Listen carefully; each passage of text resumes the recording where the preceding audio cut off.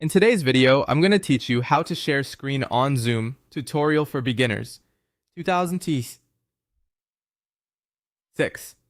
Updated. If you're new to Zoom, screen sharing is one of the most useful features to learn because it lets other meeting participants see exactly what you want to present.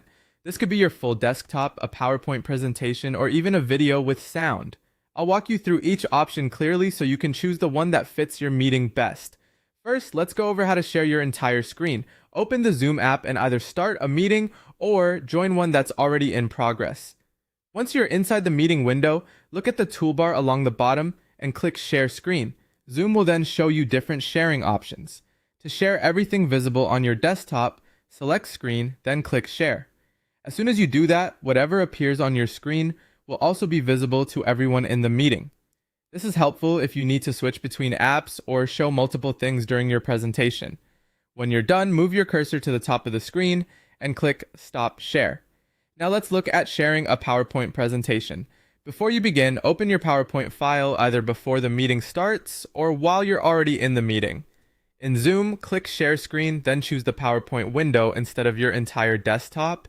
After that, click Share. Once the window is being shared, start the slideshow by selecting Slideshow in PowerPoint and then present your slides as normal. This method usually gives participants a cleaner and more focused view since they only see the presentation and not the rest of your screen. When you finish presenting, click Stop Share. If you need to share a video and want participants to hear the audio, start by opening the video before you begin sharing. In Zoom, click Share Screen and choose the window containing the video. Before clicking Share, make sure to enable Share Sound in the bottom left area of the sharing window. For smoother playback, also turn on Optimize for video sharing, then click Share and play your video.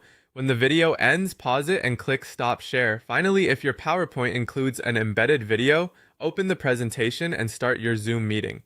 Click Share Screen, select the PowerPoint window, and then enable Share Sound.